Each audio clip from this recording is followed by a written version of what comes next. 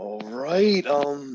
Thank you all so much for taking time out of your days and coming on the show and talking about The Devil Comes at Night. Thanks for having us. Yeah, thank you for having us. Happy to be here. Awesome, awesome. So like the first thing I wanted to ask you three is you all wrote the film. So what inspired you all to want to write and make a cult horror film? I mean, for me, like I'd always wanted to make a horror film. I kind of grew up with them. It's like my favorite genre. And I knew I wanted to work with Ryan because he's just such a fantastic actor. I mean, I think I've said this before in other interviews, but he's just such a fantastic actor and an interesting lead for a horror movie. Like typically you have kind of like the college co-ed or like the overworked family man who doesn't have time for his kids. But like I was like, what if we took somebody who can be physically kind of scary, but also just this incredibly vulnerable actor and put that in a horror movie? And could we make that interesting? And how could we make that scary? And could we make the audience fear for him and sort of play with that dynamic?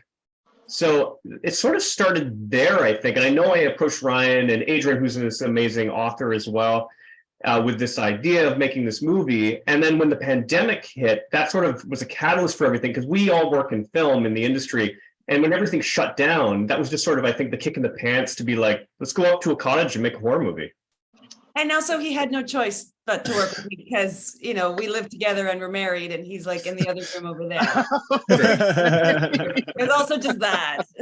Happy wife, happy life. And I'll say for me, I've known that I wanted to. I had shot a movie with Adrienne before, and it was a great experience. And I've worked with Scott before, and I knew we wanted to work together. And I like horror, but I would say Scott is a true horror cinephile, and I have like the utmost respect for him. So if he says he wants to make a horror movie, I'm on board because I know he knows what he's doing.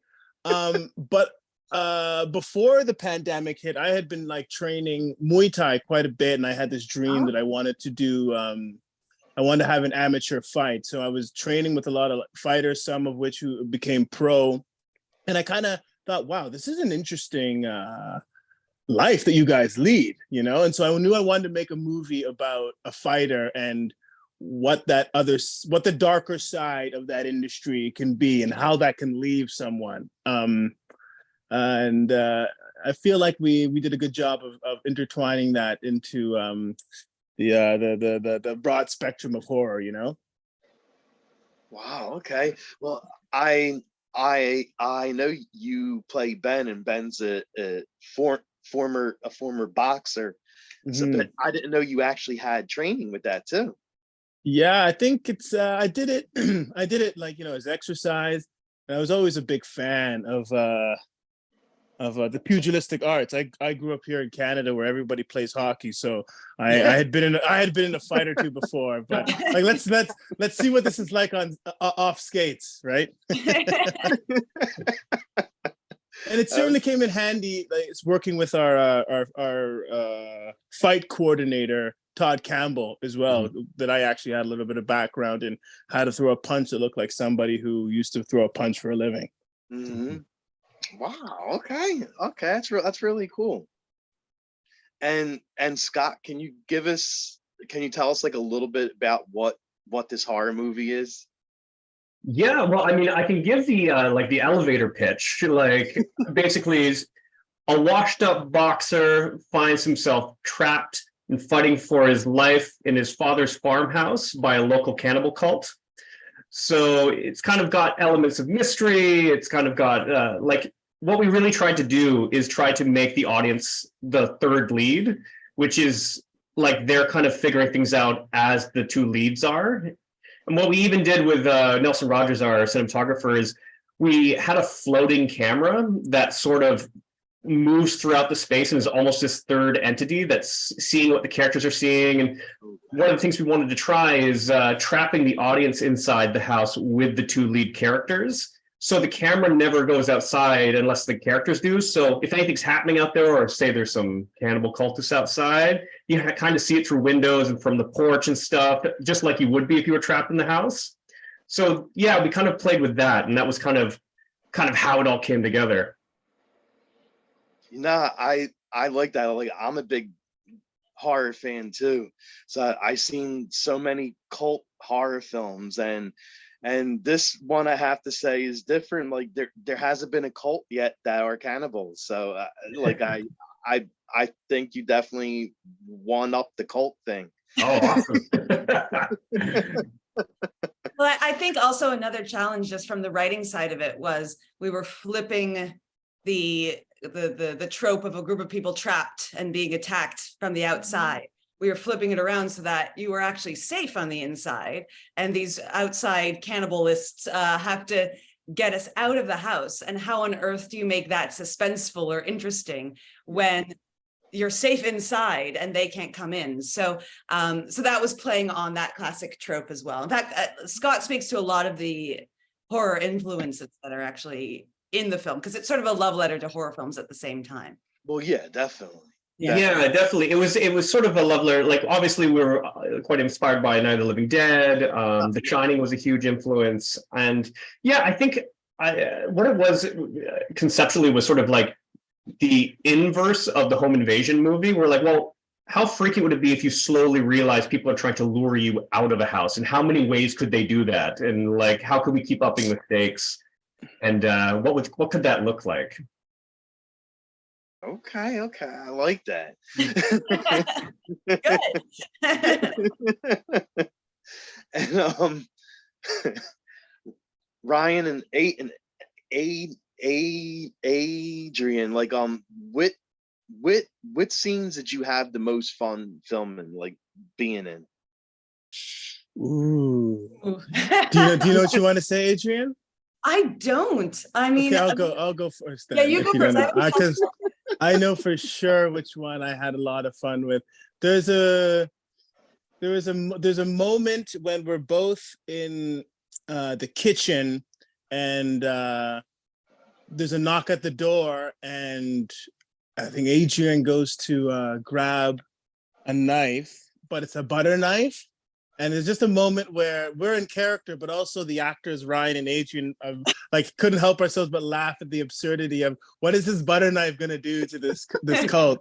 And it's like, I mean, as soon as Scott said cut, we just like laughed for 5 minutes straight. It was and, you know, we were doing night shoots too, so it was late where everyone's tired, and it's nice when you get a moment of levity to kind of break the tension and the fatigue, right? So I remember that as a really cool moment that I shared with Adrienne. I actually was going to say the exact same thing. Me too. I didn't notice. Obviously, we're not behind the camera, so we did the bit and we had our lines, and then he said this thing at the very end. I think was improvised. I'm pretty sure that last line was improvised. Again, I'm trying not to give things away. And that was an improvised. And then I rolled my eyes like back at him, and but we were both facing out. So neither of us were looking at each other. So then we cracked up at the end of the scene, but then watching it back, I'm like, oh my God, this is just like the nature of our relationship in a nutshell in this scene. I think the other scene that I like, that one absolutely is probably number one, because it was just this delightful little moment. But also I had a lot of fun.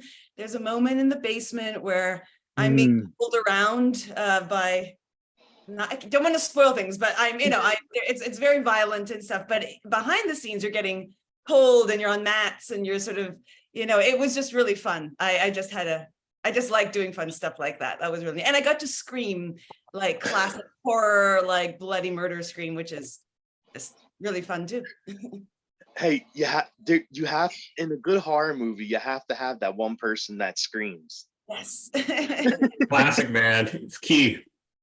Exactly. And I see like a hologram in back of Adrienne. It says the devil. Is that the film? The devil. Yeah, The Devil Comes at Night. Okay, all right, yeah. It's our logo. I had it made for Scott for Christmas. But that's so awesome. I thought I'd do a little product placement in the background of my. It's really nice. I like how it looks like. And it changes colors too. See? Oh my God, that's awesome. It's really cool. It like you can get anything. There we go. Put it there. Yeah, best present ever. I didn't get got a any. I couple of didn't my get books. anything. I'm still waiting for mine in the mail. Oh, right. Yeah, it's coming. It's totally on the way. It's coming. Good old Canada Post. Yeah. Oh, it's all Canada Post fault.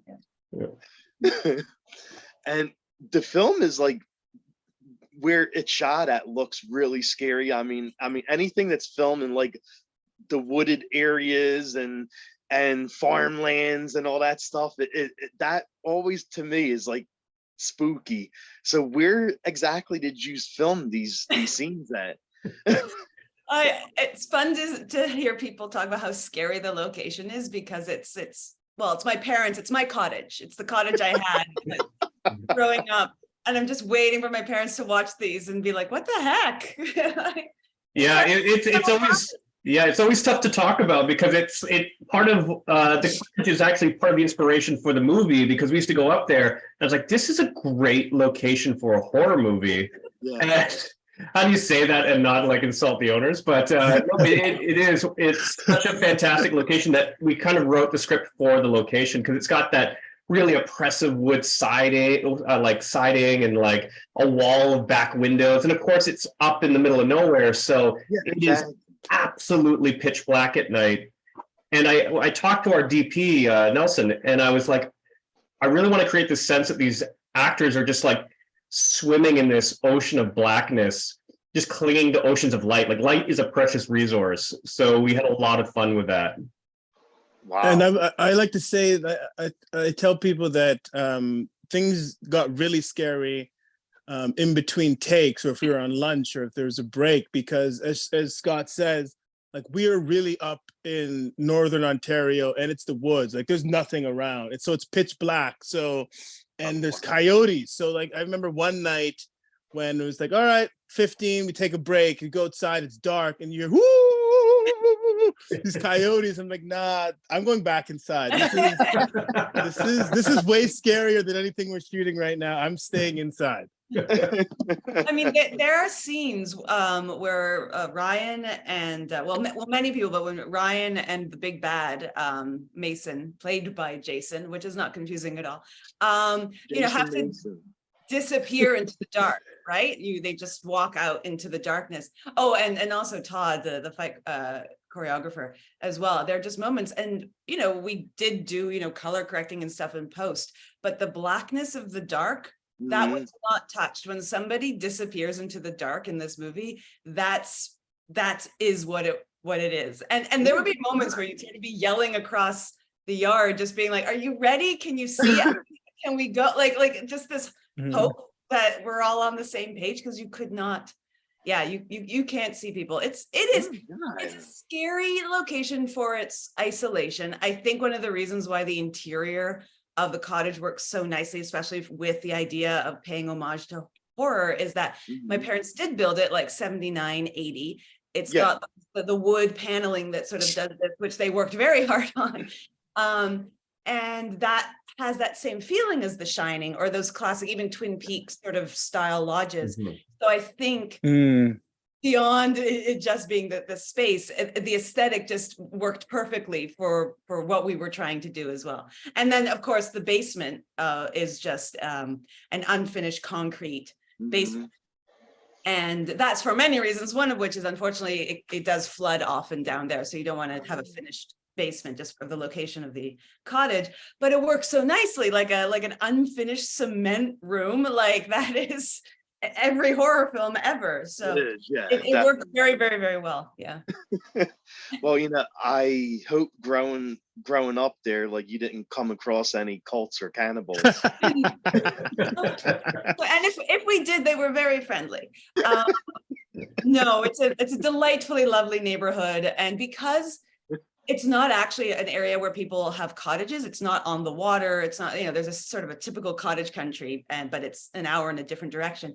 And my parents were teachers, so we would spend summers and all holidays up there, and we got to know people who just lived there, and they would keep an eye out for our place, and just make sure during the winter when we weren't there as often. And so it's become this real community we've been a part of for a very, very long time, to the point where, there were, we borrowed a truck from the neighbors. Then that truck broke down. And so while they were fixing it, the neighbors were fixing it. Another neighbor was like, yeah, you can borrow our truck. Like, it was a lovely sort of community spirit while working up there as well. Okay. It was really nice. Yeah. Oh, nice. And well, the thing with cults, like there's so many cults that are out there. Like, it's just not something that you see in a horror movie. Like, cults are actually real, and they get into your head. That's why a lot of people follow these cults, because they get into your head and they make you think it's something that it's not.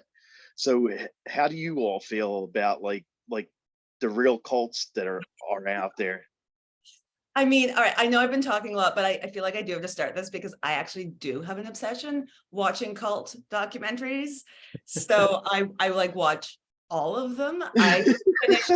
It's hard to say because I'm not sure they're entirely defined as a cult, but they just dropped a documentary on like 2 days ago, a series about the Duggar family, who are very popular on TLC, and just and not just them, but the whole world, like the cult, I would call it, that they're sort of a part of. And so I just finished that. Like, that came out 2 days ago, and I've just finished the whole thing.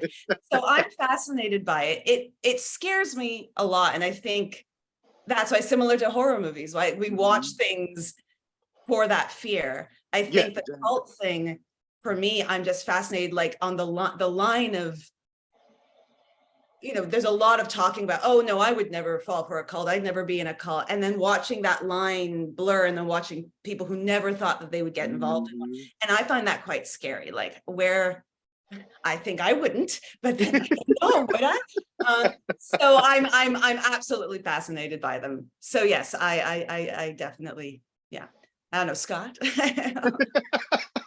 Yeah, I mean, aside from like the real world cults, which are so awful, I love like the Lovecraftian style cults. Like, I've always been into like that style. Like, I think it's such a fun dynamic and such a fun horror element to explore. Like, oh, is this a Cthulhu cult, or is this like the King in Yellow kind of style cult, or is this going to be more like I love this animated show called The Venture Brothers, where they have like, it's like, oh, this is the cult of mummies, and it's just like everyone's got their own themes and like and goals, but it's just like, also it's like, what do cultists do when they're off duty? Like, are they just like, do you change before you get to the ritual, or do you do you like have a changing area? Like, how does it work? Like, do you drive in your car? Like, exactly.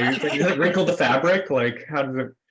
But no, I love cults. I think it's such a fun horror thing to explore, and I always love like seeing someone's take, or like even literature, movies. I think it's just such a fun dynamic.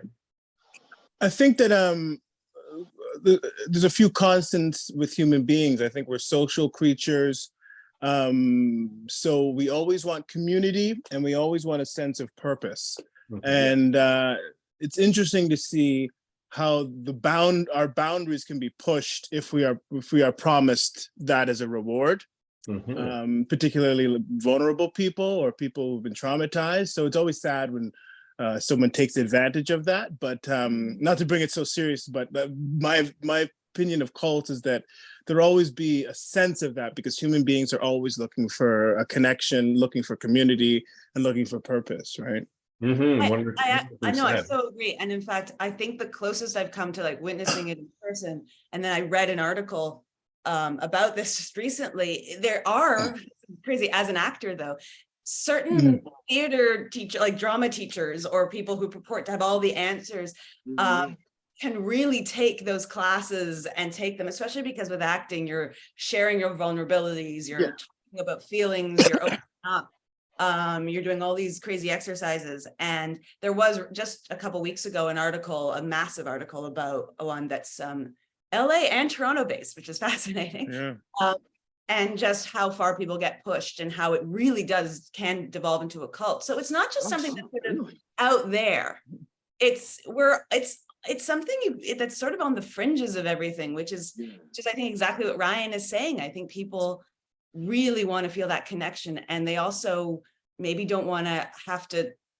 It's tough making choices for yourself, and it's tough to know what the right choice is. And if somebody speaks with enough confidence and says, no, trust me, do this, it's a relief, it's a weight off. So I have a great deal of empathy for anyone who finds themselves in that situation. And I think again, not to get too serious, but I also want to say with Scott, with the Lovecraftian thing, there were a couple Lovecraft Easter eggs, or at least one that I know of. You're always higher.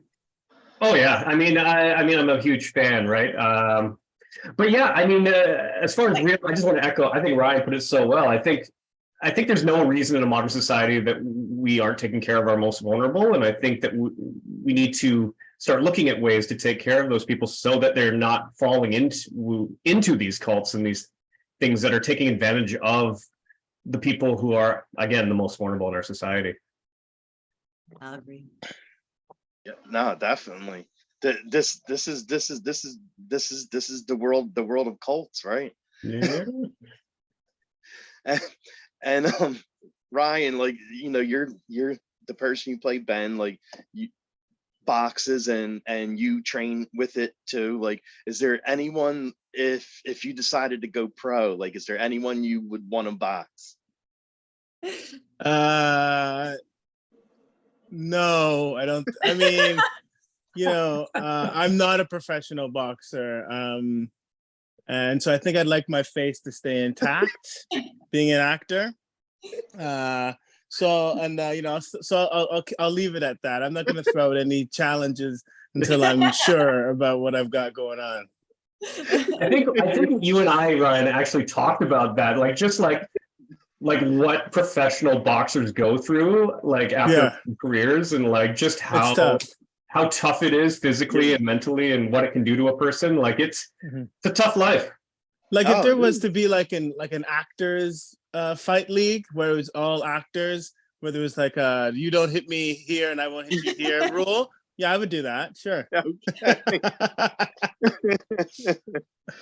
I mean, even though like Tyson isn't what he used to be, but I still want to mess with him. No, he'd send any normal human being into next week, like with no question. Yeah. No. Exactly. Well, he said, I saw an interview with him recently. He's like, I can still do what I used to do, but for only 10 seconds, and then my back is out for the next 2 weeks. But I can still do it for 10 seconds. Yeah. 10 seconds is all you need. Yeah. That's Oh my God. That's it. It's funny. I was very, not nearly to the extent of Ryan, but again, before the pandemic, I was briefly doing, weirdly, a bit of Muay Thai as well. Oh, but really? I hesitate to say that because it was, you know, it was maybe at the time I'd done like 10 weeks and that was about it. But one of the things that I learned really, really fast was how long 2 minutes in a ring actually is. Like, that is one of the most intense workouts you can have. And you don't think, like, I don't know, you're not running the whole time. I don't know. So 10 seconds to me, like, I mean, forget the Mike Tyson-ness of it all. Just 10 seconds, like, no way. Absolutely no way. What did you all like most about making the film and filming it and acting in it and directing it? And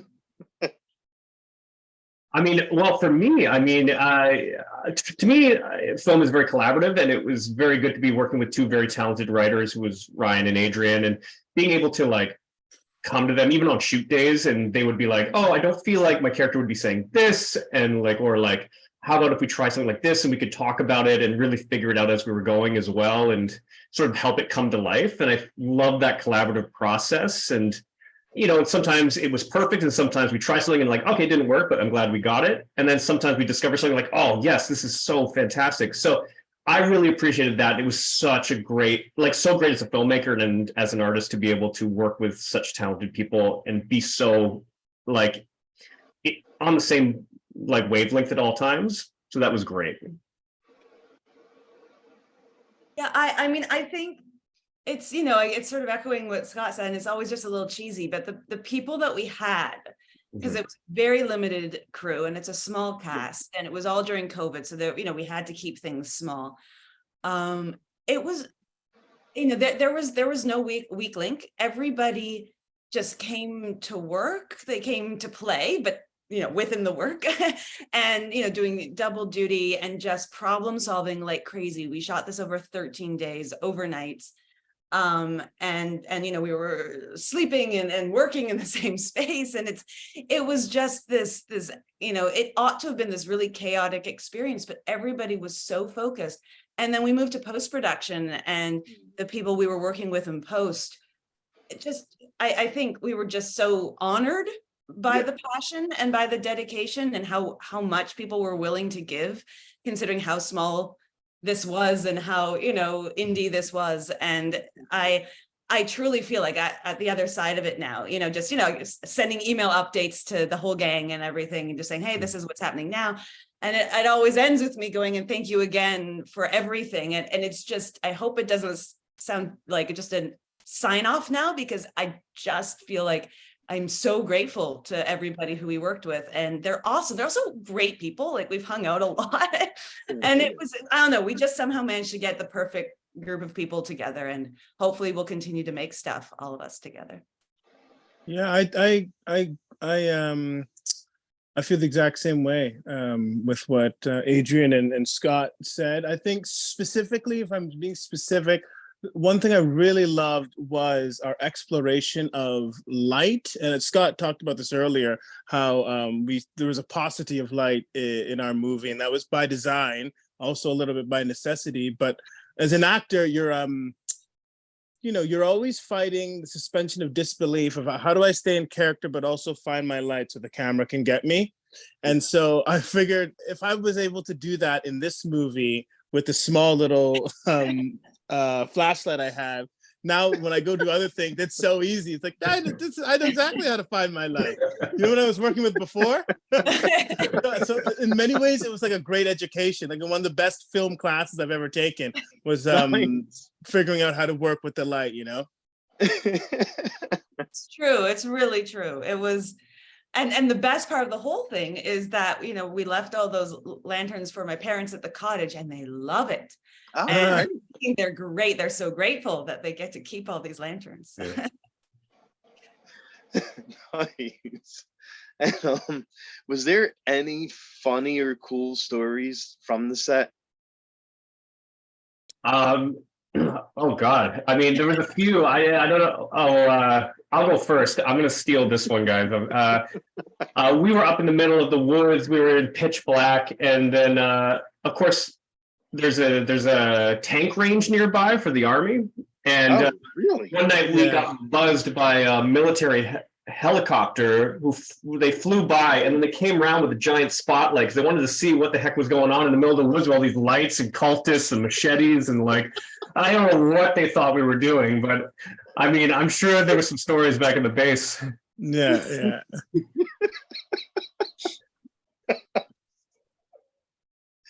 We were in a place called Meaford, Ontario. I don't expect. Are you from New York? You sound like maybe you're from New York. Are you?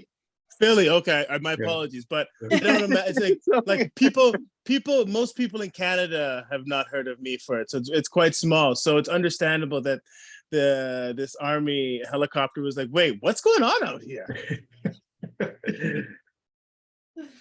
That must have been so funny. I mean, especially for them, like, they're flying over and they see people covered in blood, knives flying everywhere, cannibal cults, and people screaming, and yeah. Like, guys, we gotta get out of here. I will say the other thing that I mean, always makes me laugh when I remember it, and also when I was in the editing bay during the outtakes and stuff, is Ryan is also a very talented singer and an opera singer. He's been on Broadway, and just Brian making up songs about crew members, like between fights, was just like cracking me up, because he'd be like in this really dramatic scene, and then we take a break, and then you just hear Ryan being like, he fights with a sword, plays games with a board, Top Campbell, singing about our fight choreographer, or fight choreographer guy. It was so good.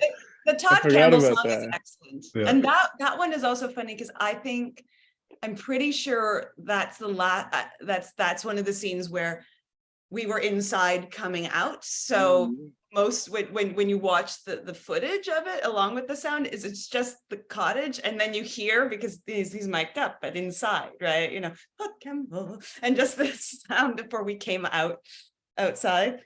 Yeah, that's a good song. I really feel like we missed the mark a little bit not having that as our end credit music. Yeah. Oh, okay. Yeah, I will say the other story that was more of it was kind of freaky and funny, but it was we had a storm one night that we were shooting, and we had a power outage, and our interior lights, we were running on some battery operated lights, so we had some light, but outside the front door was open, and I was sitting there with Nelson, our DP, and you could stick your arm out into the black and it would be completely invisible in the darkness. It was like this wall of black, and there were we had to go out and get some lights outside. It was just like stepping into outer space. It was so freaky and weird. Oh my God. It's that dark. Yeah.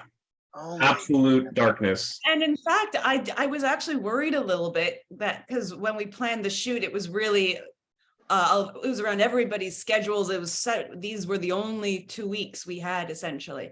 And it didn't even occur to me to look up, and this is, I mean, when does this occur to people? If we'd have a full moon or not. And this is something that, like, living at this cottage, especially over the summer, really taught me how much light the moon gives off, because I worked at a theater festival when I was a teenager as a techie, as a crew. And we would be doing, you know, stuff till like 2, 3 in the morning, and I would drive home. And I'd park at the end in that darkness. I would park at the end of the lawn front yard area, and then I would sort of run to the front door. And when it was pitch black out, that was crazy. But when there was a moon, you could actually see. You could see where you were going. And when you live in the city, you don't realize how much light a moon gives off. So that was one of my biggest concerns. A few days before we were going up, I'm like, oh no, is the moon going to come out and destroy everything? Moon, you know, curse you, moon. But fortunately we filmed it at the right time, so that was just luck, because we didn't even look into that. wow. Okay. And to get you all ready for doing a horror film, are there any horror films that you all loved watching?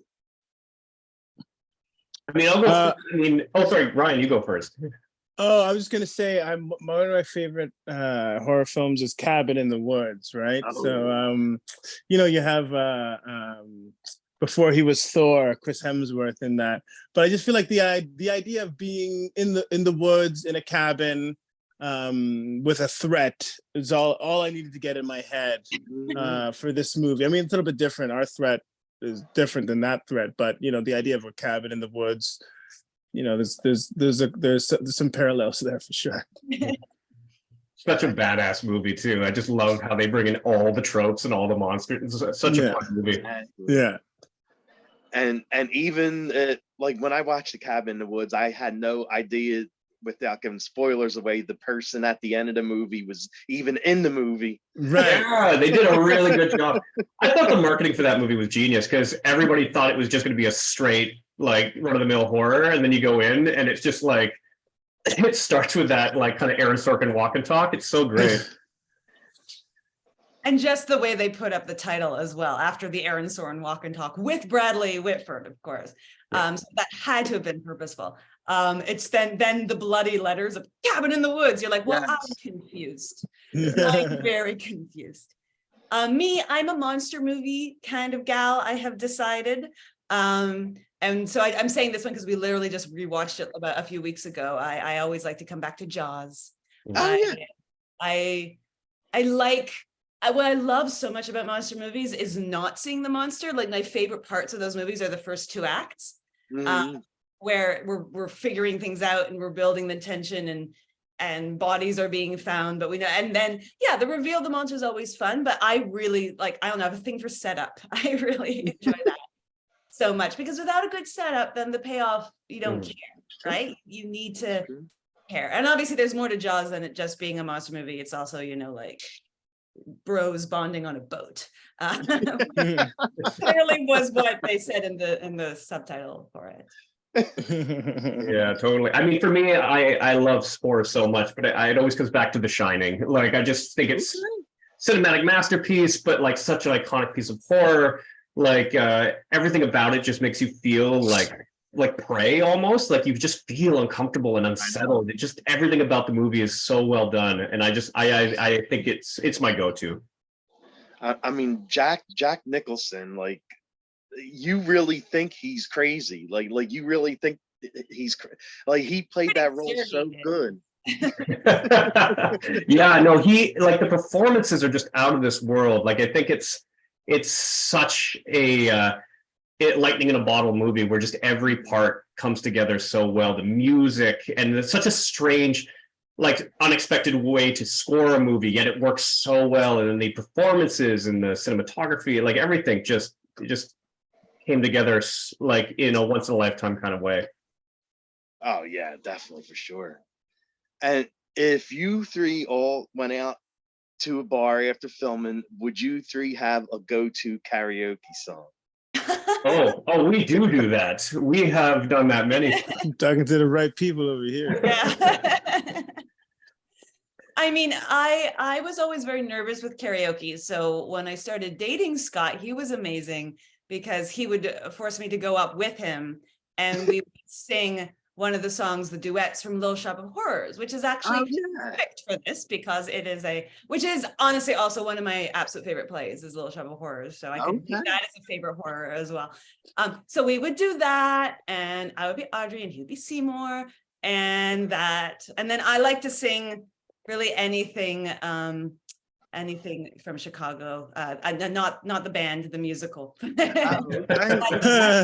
a musical theater girl, clearly with the Little Shop of Horrors thing. So that's sort of what I do. Oh, nice. My go-to is CCR's Have You Ever Seen the Rain? Yeah, little classic rock. And Scott and I actually get together with some friends of ours and we jam, and we often play that song. Well, Scott surprised me one time by like, hey, you know what song we should do? And he pulled out the chords for that. And I was like, oh, really? Let's go, buddy. Let's go. Oh, yeah. Yeah, we love playing music. Yeah, so I don't know. Like for me, I love singing like Try a Little Tenderness, kind of like my go-to karaoke, but I'll sing anything. Like I love to have a few beers and like get a little tipsy and sing Piano Man or you know, anything will go once the. I will say we're missing him right now, but our cat Atticus, I don't know where he is at the moment. His favorite karaoke song is when Scott sings Creep. Really? Yeah, when Scott sings you slay that one, yeah. Okay. Yeah, he's screaming at me or with me, but it's one of them. But he only does it if I sing that song. Any other song, he's indifferent, but he'll roll around and then start going, and I'm pretty sure that's Atticus's cat karaoke song or cat karaoke song or something. Okay, so you even got the cat doing. Yeah.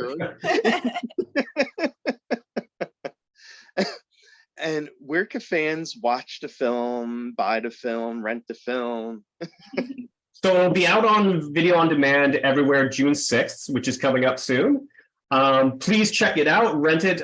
If you can, leave a review on, like, for example, Amazon, you can leave reviews. That helps because, you know, we are an indie movie. So getting as much attention as we can and pushing that algorithm is really helpful.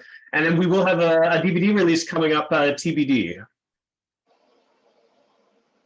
Okay. And where can fans follow you all at? I'm relatively new to social media, but I'm at Scott Lever 7. I'm on Twitter, Instagram, and I'm on TikTok to watch other things. I don't really post much though. So, but everything that I am is at Adrienne Kress. And then I also have a website, adriennekress.com as well. And I'm on Twitter. You can find me there at RYAllen44. Okay, sweet. Well, thank you all for taking time out and coming on the show. It was really great talking talking to everybody and talking about cults. Thank you for having us. Yes, thank you very much. Cool. Definitely. Well, we'll have a great rest of the day and weekend. Yes, All right.